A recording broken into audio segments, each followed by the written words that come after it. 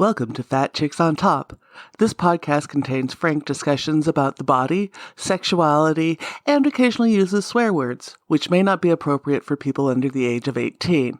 This podcast also uses facts, statistics, and mathematics, which may not be appropriate for liberal arts majors.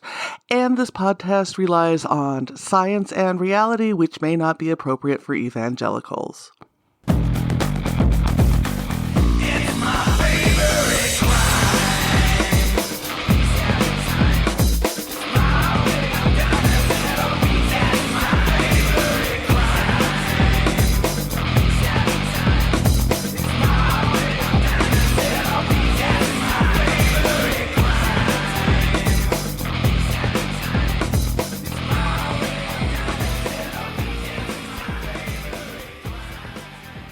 Welcome to Fat Chicks on Top. You're here today with your host, Auntie Vice. I'm thrilled to be back. And today we got lucky. I get both Dick Wound and Wound and Bidaily from Off the Cuffs podcast. For anybody who regularly listens to Kink podcast, you know they're one of the bigger ones. They've had some amazing guests, great conversations. So welcome to the show. Thank you, and hello. So happy to be here. And at least this is all on one track, so you don't have to worry about us interrupting each other so much. True. You know, that's why I have a great editor. Is he cleans all of that up in post, and I didn't have to learn all that stuff. It's fantastic. Nice. Hell yeah. So let's start. You have one of the biggest podcasts, Kink podcast out there. You've been doing it a lot longer than most Kink podcasts. So what made you decide to say, this is what we want to do? And you've obviously spent a ton of time developing the show. I'll take a crack at this just because Gwen was a later addition to the show. It was kind of more formed by the time you jumped in. But honestly, there were some Kink podcasts out there. A lot of them have kind of stopped by this point. A lot of the ones at the time were like more like pro doms that were like sort of doing like, it was this, and this is like not against like pro doms or sex work. We're both sex workers. We're both, but it was more like, it felt more like industry or sort of like businessy than lifestyle. And there was a couple of lifestyle ones also, but they were really hard to find by keywords. So I found some I found some after I started Off the Cuffs that I was like, oh, if I had found this one, I would have been listening to this one for a while. But basically, it was just sort of the thing where I had just sort of recently joined the kink community. I've been kinky pretty much my whole life, but never really found a place. And as I was learning and kind of growing in the community, I was just like, I want to document my journey. And that was sort of how it started. And then it was just sort of like, and as we started it, I was like, I just really want to make a show that I want to hear. So, and I know it's not for everyone. It probably like we have plenty of bad reviews too. People don't like how much I say like, apparently. Yeah. Like it's for people who like, I'm making a show that I want to hear. And I don't know, it just happened to be like, I guess a lot of other people wanted to hear it too. It's been really interesting. And we've sort of shifted I don't want to say focus, but the show has sort of evolved over time. And we realized it sort of was less about my journey and more about sort of getting people out in the world that are either lifestylers or professionals or whatever, and getting their intimate take on kink and how it like improves their life or is part of their life, or just the pervy things they get up to. Like we all like listening to some salacious things sometimes. We all like hearing educational things, and it's got like a bit of everything. And I think by the time Gwen, you came in, it was cool because it was more about like the guests and then you coming in, you were newer to the community, and it was almost like I got to like hand the torch off to someone else to be like, this is what I'm learning and growing and going through. And Gwen has sort of become the sample subject. Like, what do you like? You know what I mean? Like Yeah. the person who's like sort of replaced me, what I was doing in the beginning, and now I'm like the other person. Yeah. So and yeah. then I would say like for me ever since then, in a nutshell, it's just been like my kind of aim with the show has been to just spread knowledge and understanding in order to like reduce judgment and stigma surrounding like kink and BDSM, because I just feel like so many people, once they hear someone's story or like why they are into the things that they're into, they like it goes from being a thing that of like somebody that's not familiar with it might just be fully closed off to like having at least like an openness to. Yeah. And, like that is all that I'm really trying to do, and mainly the guests do that for us, but yeah. Well, and that leads to a perfect transition to the question you ask all your guests. What was your kinky radioactive spider bite?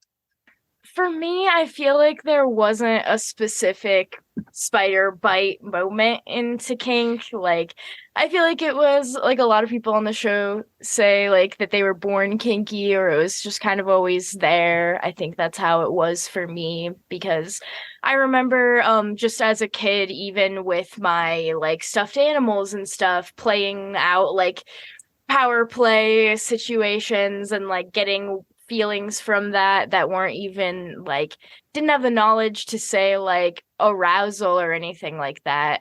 But I think just my whole life I've just been kind of drawn to like power dynamics. And I also then, as I started like forming more of my own like sexuality and sexual identity and such, I was drawn to a lot more of like kink related porn, but was like also repressing a lot of that, and also didn't know that it was a thing that existed in the real world. I thought it was just kind of in porn and fantasy and erotica, and so I didn't even know it was a thing that I could seek out until I found like Off the Cuffs and was like, oh, actually there are plenty of people playing out these relationships and fantasies in ethical ways, and they seem like pretty happy with their sex lives, so maybe I could do that too. And then here we are. Yeah. And we also started a relationship at some point. And yes. Like, that too. Yeah. For me, it's interesting because I used to ask the question, that question of people, and I didn't even really fully understand. I think it wasn't until people pushed back against the question. I've had guests that were sort of like, I don't like that because that implies that something happened to me, that blah, blah, blah. And like over time and like hearing things, I've sort of like landed on the fact that like, I feel like that's probably true. Most people it's probably just something that you're born with. And the radioactive spider bite question is more like, what was the thing that informed you or awoken the thing that was already there in you? I guess is like the way it is for me. To give like an accurate answer to like my awakening thing, it was watching Batman 66, the TV show. Basically, Julie Newmar or Eartha Kitt as Catwoman having Batman or Robin or Batman and Robin or Batman, Robin and Batgirl tied up in some kind of weird death trap, and like the peril situations of like that were the things that like kind of turned me on. I'd say probably I don't think I'd ever known what I didn't even know that was arousal when it was happening. I just knew I felt weird. But I think that was definitely the first like sense of arousal that I got, was sort of feeling like I was in some sort of impending danger or doom. And so for me, that was my radioactive spider bite. Yeah. Referencing a DC thing for a Marvel question, but calm down, nerds. Like I know the difference. We actually call that a dick shrinking moment in my household. Is if I cross genres and reference during sexy talk, it becomes a dick shrinker. Amazing. My man is a hardcore nerd. And you both bring up, it took a while to find information and the language around it to find what was going on, that this is more than just some random thing that you see in porn, or, that people can do this ethically. And now there's so much information. And as one of my friends has put it, the internet is a big, dark, scary place. So if you start looking up kink and BDSM, you can quickly come into areas that you don't want to see.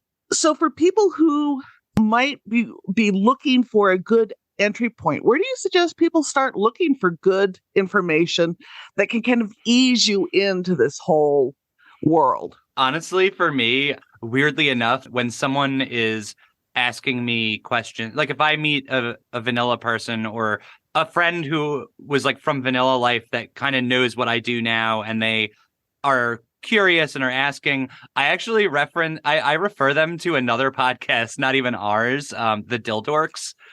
Because I love the Dildorks. Yeah, well, I just feel like I feel like the Dildorks is like a better 101 for kink than we are, because like it just in the same way that searching for BDSM on the internet, you can come across something that's like maybe a little too hardcore for what you want. Like our episodes like sometimes can be really like heavy with like scat play or like just things that are a little more out there. And I also, being like kind of nerdy, don't really like call our episodes like scat play. Like I'll name it something that you have no idea what the episode's about, just because I think it's funny.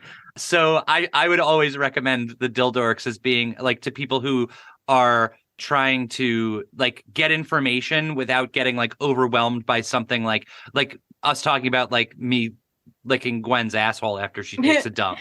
Yeah.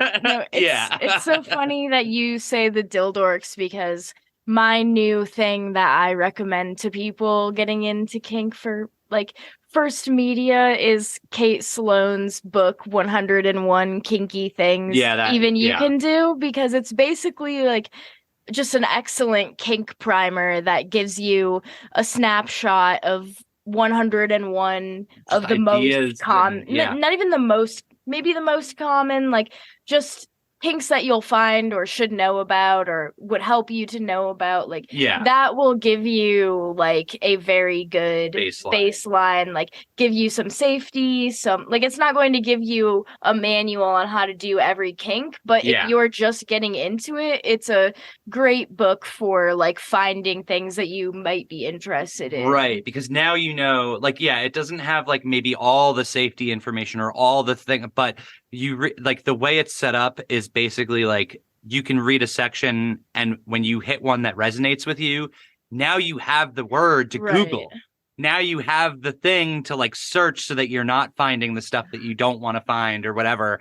And I think it's like invaluable. Yeah, it's a amazing resource. Yeah. So both, just Dildorks, Kate's books, everything Kate, everything touches. Everything Kate, everything Bex. Also another promoting other podcasts, but the Bedpost is another great one. Erin Pym, who is also another Canadian podcaster. All the Canadians getting the love. Yeah. But I want to say like podcasts are a great resource, and I know I'm biased, but like because I am one, but that's also how I learned about kink when I was first getting into it, and I think it is a great resource because like with shows with guests like ours or Erin's or sometimes the Dildorks, like just hearing, like I was saying earlier, hearing people explain like in words, like from the heart, their stuff, and like hear their passion in their voice about it. Like there's just something about that I think is really helpful when you're getting into the community. Yeah, for sure. So for each of you, when you found kink and you started getting involved in this community, how did things change for you and your relationship with your body and with your partners change, other than just like the technical, now we do this in the bedroom? Like, how did the emotional and the psychological aspects change for you? I think you should. Do you want to go first? Oh, you want me to? Yeah. Oh, I might talk for a while. No, go for okay. it. I don't think so. Okay, sure. So for me, it's interesting because if you are specifically asking from the pivot point of when I entered the community, it's interesting because I was like kinky and doing kink things before I ever found the community, and in fact, never wanted to find the community because of the way that kink is represented in media. It did not resonate with me. Like whenever you see like scenes from dungeons, it just seemed like a dance club to me. And I was like, that's not really appealing. And of course, like media representation is so wrong of what kink is. But when that's all you know, I was like, that's silly. Like, I don't want to wear latex. I want to be wearing a t-shirt and jeans and have someone throw a bag over my head and abduct me. Like, that's hot to me. Not, and again, nothing against like latex. Like, if you're into that, sweet. Like, but it just wasn't my connection. So I spent years kind of fumbling through relationships of like balancing like, oh, well, I either have to be vanilla with this person or like test the waters and see if they're like a weirdo like I am. And then, And so it was a lot of years of that. And then it was when I was married, me and my wife at the time joined FetLife together and went out to like a munch because we were trying to, I had basically opened up about my kink stuff early on in our relationship, which I tend to do in every relationship. And then based on the person's response would sort of like let the relationship let that dictate the relationship. So I had told my wife all this, or she wasn't my wife at the time, but when we first met, I told her all this stuff and she was like, I'm not into that. And I was just like, all right, cool. And at the time I was sort of all right with just sacrificing, if you will, that side to like be like, because I have like an emotional connection to this person. I don't want to like ruin a relationship over, them not wanting to like punch me in the balls, like, whatever. Like it was years into our marriage that she was like, I do kind of want to start poking around and learning more about this stuff. After I had relayed to her that kink had brought me back from like the edge of depression after I had a heart attack when I was 30, and I didn't know I was having a heart attack. It was really bad. I didn't go to the hospital for 12 hours because I didn't have pain. It was like this whole thing. And I spent it like messed me up really bad. And then for 2 years, because of my physical health, I was like really depressed, and I sort of like gave up on any type of like kink sexuality. All the thoughts were just like gone. I was not in a headspace for anything like that. And then I sort of wrestled my way back by, interestingly enough, I told you earlier that scenes of peril in something were the thing that got me into it. That was a thing that I was able to take fantasy of. I was afraid of dying for 2 years. Like I was just deathly afraid of dying. And then I realized like, at one point that I used to fantasize about being put in positions where I was like going to be killed and I thought it was horny. And like, can I use that to sort of like bridge, like kind of crawl my way back and out of this depression? And just as a caveat, like, I don't want to die. I'm not suicidal. I don't actually ever want to be put into a situation where my life is in jeopardy. I have been to the hospital way too many times on the brink of death, and it is scary. It's not horny when it's happening. However, that scenario is like, when put into a fantasy, is very hot to me, and I use that to claw my way back. She saw that and she was like, hey, tell me more about some of this kink stuff that you're into. And I did. And then she was like, that does sound interesting. Maybe blah, blah. We got into the community. We grew apart, I think probably because of that, but also like, that's okay. Like we like, she found her stuff, I found my stuff, and we whatever, for whatever reason, the things didn't work. I'm not getting into all that, but like, it was good that we found it and the way we found it. And just like, even though our relationship didn't like stay, like we both found people and like connections that benefited us both. And like, I now feel like more like me than I ever have, because I don't have to be in relationships anymore where I have to put that stuff in the back. I can actively like look for that. And it's really been like, just I think like healing is like probably the best way for me to put like finding the kink community was very like healing for me. Yeah I love that.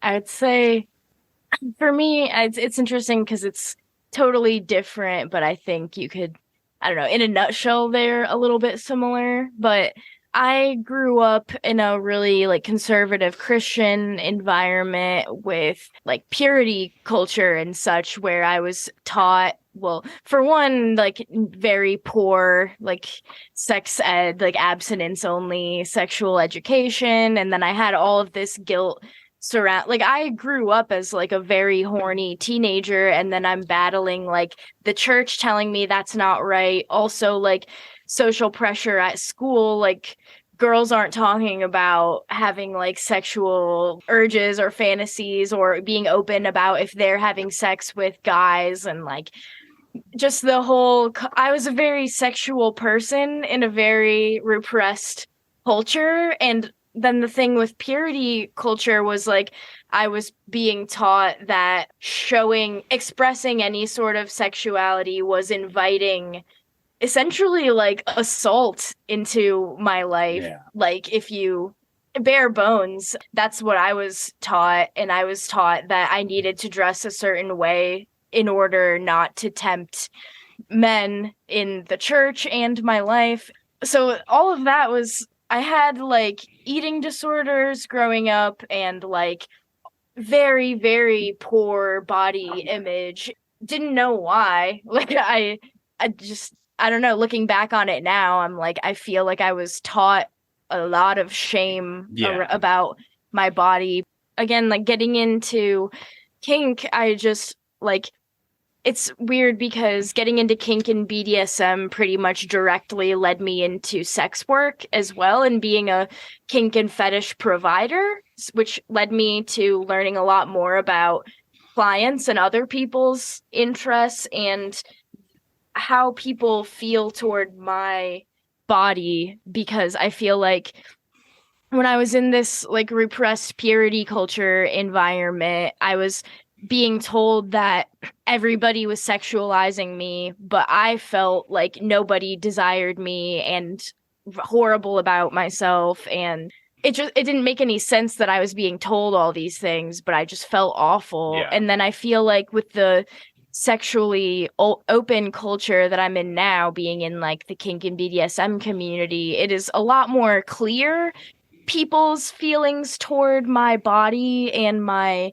like, and then like working with so many clients and having like seeing what they really feel toward my body. It's interesting because all of the shitty things about people and being a femme presenting person have not gone away, but they are a lot more clear to me. Like it's not all this hidden, like repressed, scary, like, insidious thing, if that makes sense. And so, and a lot of like most all of my like body image issues are gone now that I'm like being paid money for like providing like sexual services. I mean, I'm basically doing the opposite of what I was taught in purity culture and such. So I think that's the main way like that physically it has been healing for me. Yeah. Like, I'm really glad that you said what you said, because you touched on something that I sort of glossed right past. And that's even just like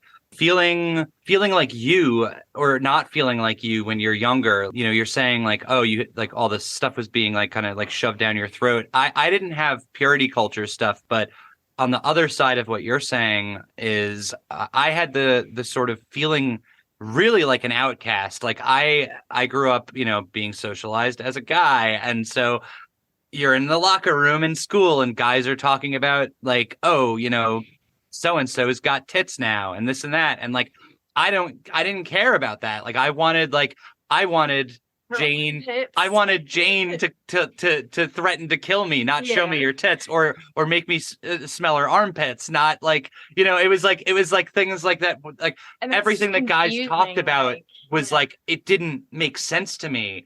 And honestly, like for years, I was like living a life of, I used to fuck a lot. Like, and like, that is like not, I'm asexual. It took me until I was like a few years ago to realize like, you know, I wasn't fucking because I liked fucking. Like I was fucking because I thought I had. And also like I would do it in order to, sex is the price I have to pay to get to suck on someone's toes or like do the things I want to do. And like being in the community now, you don't have to do that. Like you can you just find a person, you can connect to people that want just that for a relationship with you. And I'm like, awesome. You know, I think that I'm really glad you said that because it reminded me of that. And I think that's so, finding yourself and like being true to yourself. You know, I like, we were talking about this the other day, but like I have I'm not into the whole like body count thing, but like I've hooked up with a lot of people and like I don't regret it in terms of like because of the person. I regret it because of me. Like, and like I didn't need to be doing that in order to get the things that actually are fulfilling to me. Yeah, that makes sense.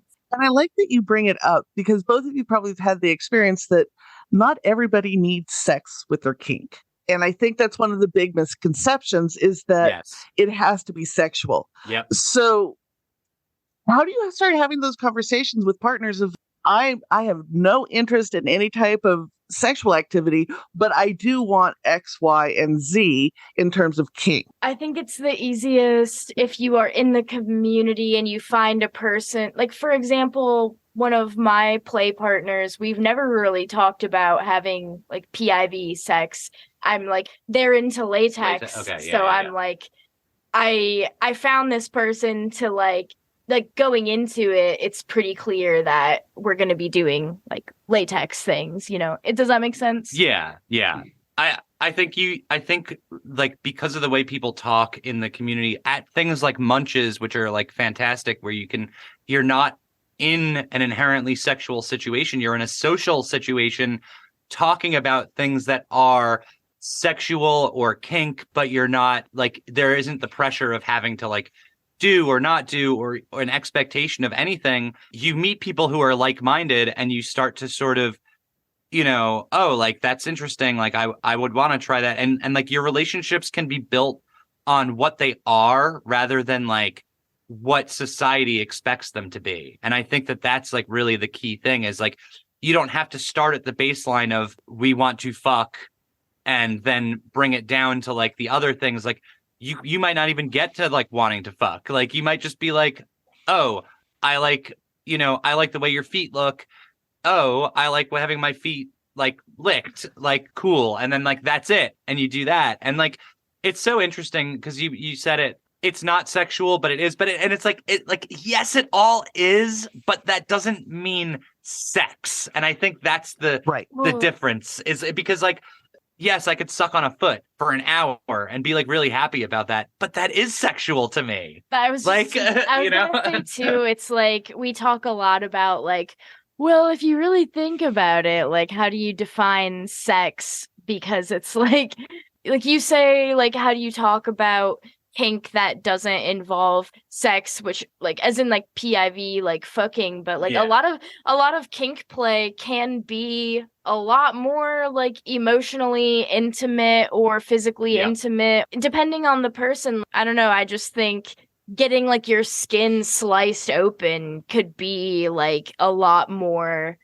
considered sex to somebody than fucking is. And like I look at two people doing that and I'm like, oh, that's them having sex. Yeah. So it's like I feel like it's extremely difficult for me to explain that to like a vanilla person. Yeah. I agree. And that's what I was trying to get to, because again, for me, like an intense impact scene can be incredibly sexual. There's not necessarily an orgasmic release with it. There's no penetration with it, but it is. And I think that's hard for folks who haven't experienced it. Yeah. Mm-hmm. And that's like also goes back to like sex doesn't have to end in orgasm. It doesn't have to have orgasms involved. Like I mean, orgasms are great too, but like it doesn't have to even be in the like. So, okay, here's an example of something. We went to a play party last weekend and we did a scene where I was in a spiked chastity cage. And just for people who don't know, it's a chastity cage that is lined on the inside with very, very sharp spikes. Like they will cut and draw blood.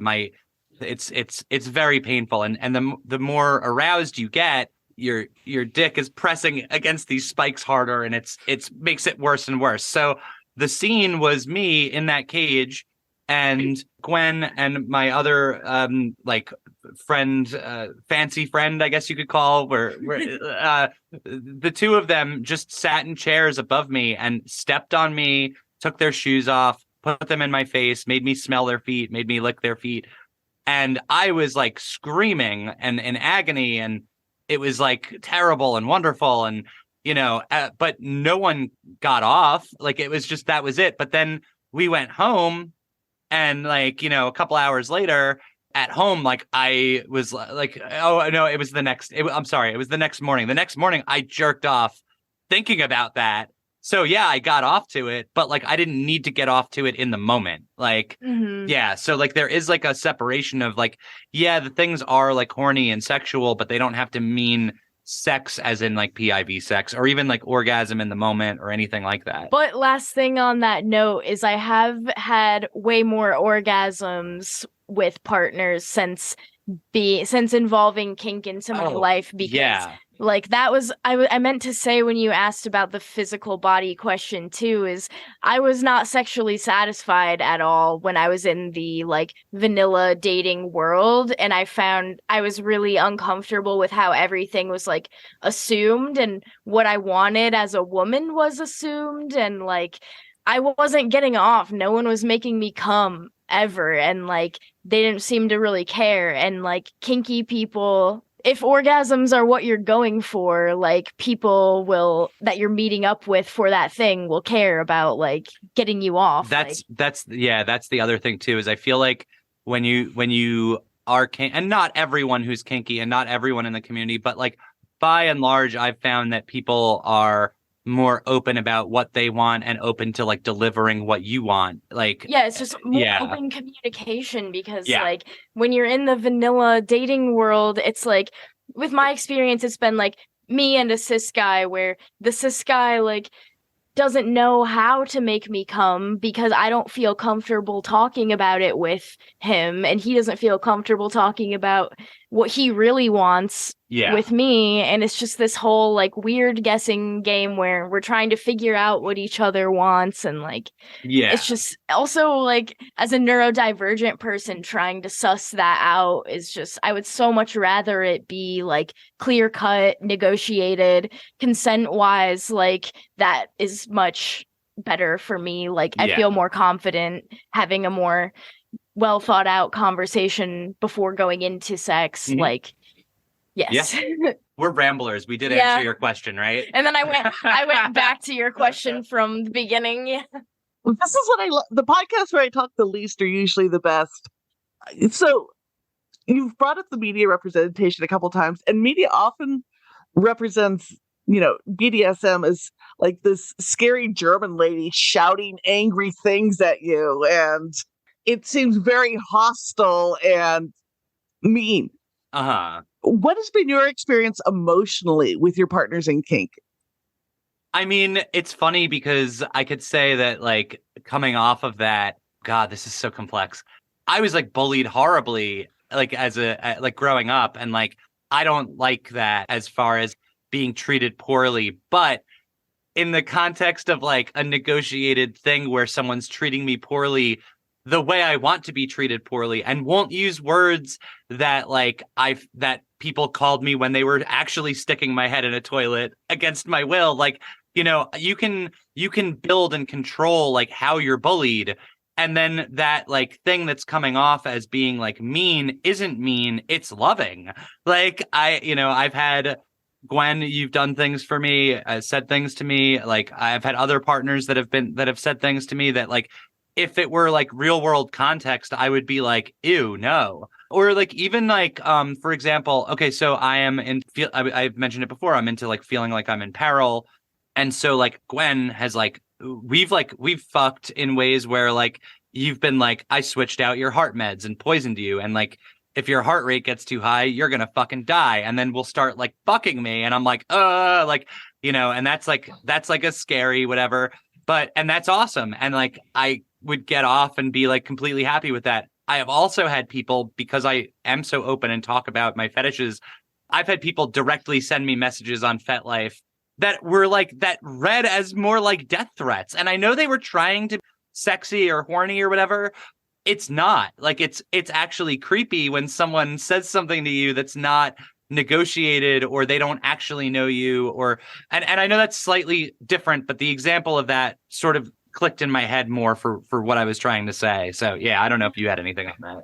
Yeah, I feel like emotionally, I just feel more fulfilled with partners, and in general grateful. Like I said, I feel like partners care more about getting me off, which means something to me emotionally and physically. And I feel a greater sense of like emotional connection with someone when they're willing to do kink with me, because like I love fucking and just like PIV sex and all of that is awesome, and I seek it out and it's amazing, but it does mean more to me emotionally when someone is willing to fulfill a kink fantasy, because I'm just like, not everyone would be willing to do that, and like not everyone would be willing to fuck me either, but a lot more it's so much easier to find someone just to have PIV sex with than it's just like it is a very meaningful thing to find somebody to share a thing that you might feel weird about or you felt weird about in the past. Whereas like vanilla sex is a bit more commonplace. So it feels more emotionally fulfilling to me. Yeah. I also, just to like tack onto that too, like I was saying earlier,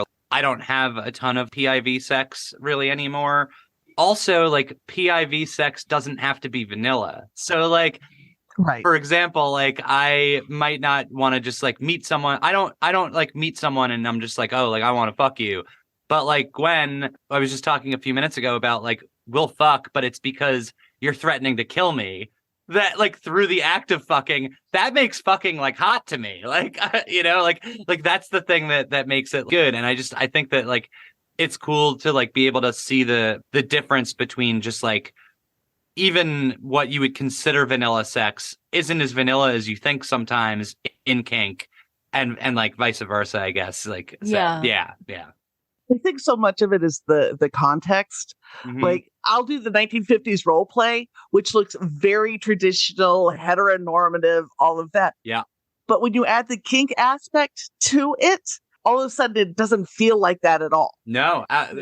We do a lot with like massage, and like Dick will like slap me in the face, which I would never ever be okay with anyone doing in like any a real other context. Like I was gonna actually say, to reference what you were talking about earlier with the purity culture thing, that's like scars and stuff that on you that like, you know, growing up that way, but we play with that now in a kinky way where, you know, I will either like slut shame you or like deny you or do things that like that fit into that pocket of sort of like we will role play sort of a sexual purity thing, and it's hot now versus being, oh, this is like making me feel small.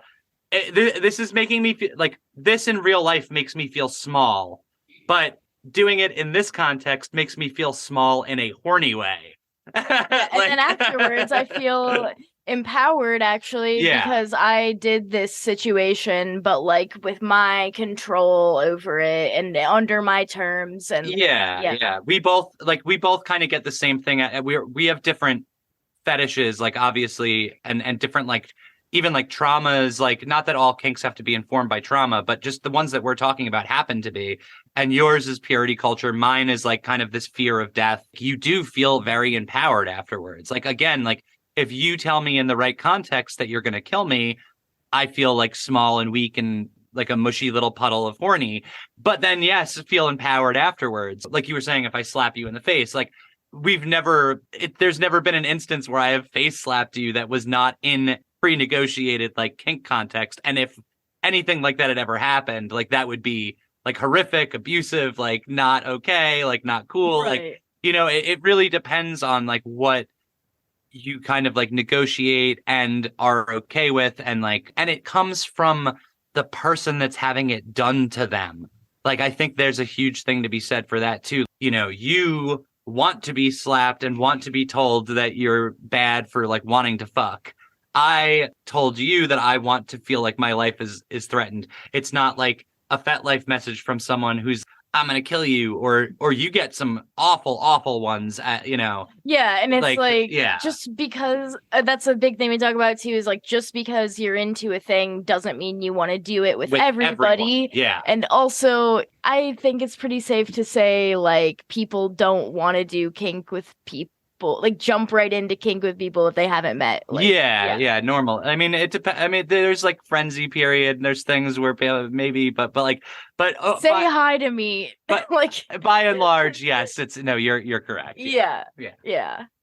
And what I've noticed with it, like I've been in the kink world for 3 decades now. What I've noticed is there are a lot more people coming in who are newer to it, who are haven't been through the whole initiation process that you used to go through like decades ago. Uh-huh. And they feel okay assuming that if you have submissive on your profile, you're immediately going to be submissive to them. Right. That person might only be submissive with one person in a specific setting. You've brought up media a couple of times. A lot of bad representation of kink. There's so much bad representation of kink. What do you consider good representation of kink in the media? That's tough because I could say all of it and none of it, to be honest, and be completely right. But I feel like there's like a kind of a meeting in the middle there. I think that when kink is represented in media, by and large, it is for entertainment value or storytelling value, not to educate people. And there are things out there that are to educate. Again, like, okay, like we could talk about like 50 Shades and like all the problems with that. But also, just because that has a bunch of problems, half the people that are into kink now are into it because they've read 50 Shades, were like, this is kind of horny, went to investigate a little bit more, and then we're like, oh, this is like, that's actually really like not cool. But now I found what is cool. So like, even if something is bad, it does have educational value. Like we'll talk about like the movie Secretary, which I think is a really great representation of like that dynamic. However, it also is a fictional story, which is like horny. And so it doesn't go through like, you could watch that, like I could watch that movie and I could critique it and be like, this was an abusive relationship. This was not good. Mm-hmm. Fuck this movie. Or I could watch it and be like, this is the most accurate representation I've seen. And somewhere in the middle, I'm right. Like, yeah. Yeah, I would agree with that.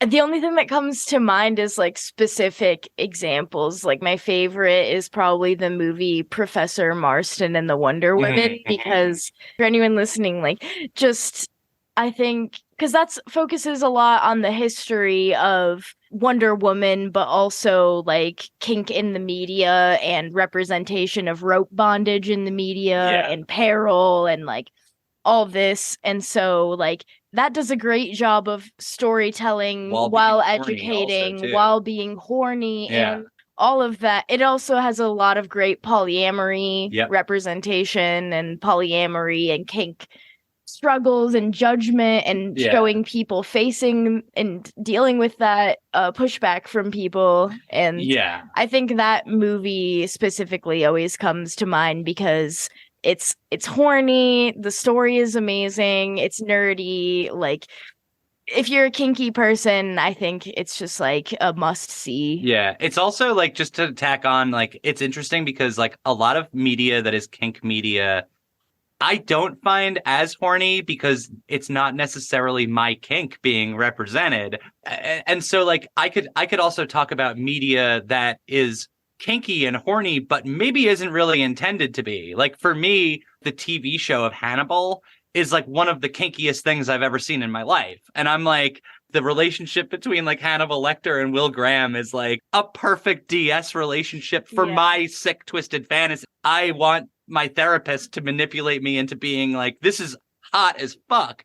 But is it kink? Is it kink education? No. Like, is it ethical? No. Like, is it hot? Oh, yes. I think like if you listen to our show, you'll probably find that a lot of the horniest kink representations for people are things that were not either not made to be kinky or they clearly are but aren't presented that way. A fetishist must have been involved in the creation, but like only another fetishist would pick up on it. Like we see that a lot with like, it's like kink stuff, sometimes some like poly stuff, a lot of queer stuff. Yeah. Even using Hannibal as a reference for that, like Brian Fuller, the guy who did the show, is openly gay, and like, and the characters are not necessarily gay, but like the gay coding on the show is like more accurate, I feel like, than like if you watch, say, like a sitcom. I'm trying to think of like a sitcom that has like a gay character in it. That feels a forced, weird, fake thing where like something like Hannibal feels like more like a real, like I would say Hannibal is kink coded. It's kink coded and queer coded and like all. And then, like, But I think like for me personally, my best kink fuel media is just horror movies in general. Yeah, like there's a ton of it in horror. The other one is Bob's Burgers. Bob's Burgers has so much kinky shit in it. I love. That's so like funny. The balloon episode alone is fucking amazing. We were just talking recently about how much we love how Bob is like most definitely bisexual, but like, and there's just like the littlest hints, like the littlest things he says. It's so adorable. Yeah. There's one Thanksgiving episode where he keeps having to go back to buy the turkey. Yep. I think someone made a meme out of that a few years ago. I remember seeing that. Yeah. Well, and Tina's clearly polyamorous. Oh yeah. So good. Yeah, no, you're right in that there's a lot of stuff that's kink coded, and clearly somebody slipped in something that nobody else really picked up. Yeah. My favorite, if our listeners want to find you, if they want to listen to your podcast, if they want to follow you online, plug all the things. All right. Well, our podcast is called Off the Cuffs, a kink and BDSM podcast. It's on every app you can find. Also, there's like a backlog of episodes that aren't available anymore on our website, which is offthecuffs.org. The first 100 or so aren't available on players anymore just because we hit a cap of you can find us there. All of our social media for Off the Cuffs is at OCP Kink, Off the Cuffs Podcast Kink, OCP Kink. And my personal like social media stuff, Twitter, I think it's Dick Wound. On Instagram, it's DW Podhost, and on FetLife, I'm Dick_Wound. And you're easier than me, I think, right? Yeah. Pretty much for my stuff, find me on Twitter at Bidaily666, and Instagram is also Bidaily666. And then my OnlyFans, where you can see all my sexy nudes and kinky porn, and lots of kinky pictures and porn, actually, and just all the things that I get up to. Some of me and Dick's play also is onlyfans.com/Bidaily666. And then we also have a shared ManyVids store with like porn videos. Again, like a lot of them are solo videos of me, but there's some of me and Dick's play too, which is ocpkink.manyvids.com. I'm pretty sure. Yeah. And my FetLife is just Bidaily, Bidaily. And we'll have all of those links up for our listeners. Check out their show. I've been listening for years. It's a great show. They're a great host couple. And thank you for being on Fat Chicks. Yeah, thanks so much for having us. Yeah, this was thank such you. a good convo.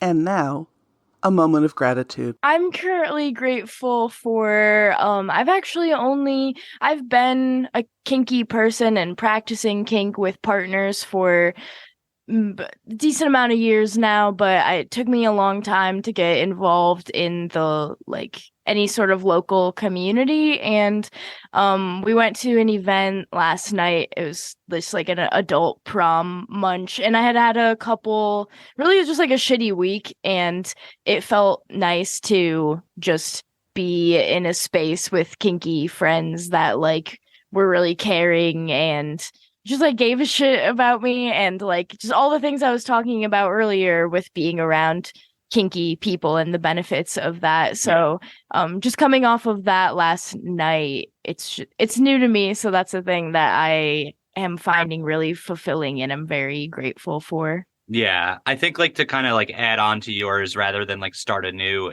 would be, yeah, I think that like community and like friendships in particular that I've made through like in the kink community, it's really interesting because I feel like people walk around repressed with their sexuality, with their identity, like like people who are not in the community, like the world is like very repressed in a lot of ways, and it's really interesting to see when you can break through that and realize that you can talk about sex or kink or things without it being sexual or like the chase of like getting like laid or whatever it is. Like when you strip that away and you can openly communicate with people about your desires and about this, it opens up every other channel of like your communication with people. And like we've made friends in the community, that we're in here that are just like, I know I've known vanilla people for 20 years that I don't trust as much as people I've known for, 3-4 months sometimes, because you get into, you have that like emotional intimacy even without it being like intimate in the way of like physicality. And I think that that's really like awesome. Yeah. I think that that's probably the thing I'm most grateful for, is just like the friendships. Like it really enriches a friendship, being able to like communicate about things, even the way that, and again, not everyone is like on the same level or whatever, just being able to like admit something to somebody and have them accept that and hear that. And even if they're not into it, be like, that's not really my thing, but like, I get it because XYZ is my thing.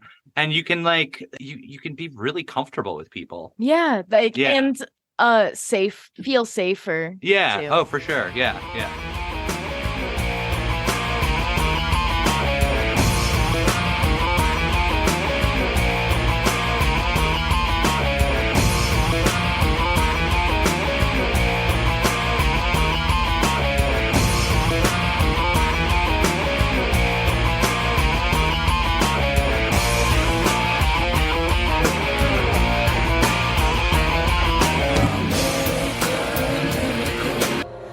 Texas of the world. Thank you for listening to this episode of Fat Chicks on Top. Please like, subscribe, and review our podcast on whatever platform you listen to it on. If we like your review, we may even read it online. This has been an Auntie Vice production. Producer and host, Rebecca Blanton. Audio production by Sharon Smith. Music by David Manga. And more music by Sharon Smith. For more information about Fat Chicks on Top, please visit our website for all things Fat Chicks at fatchicksontop.com.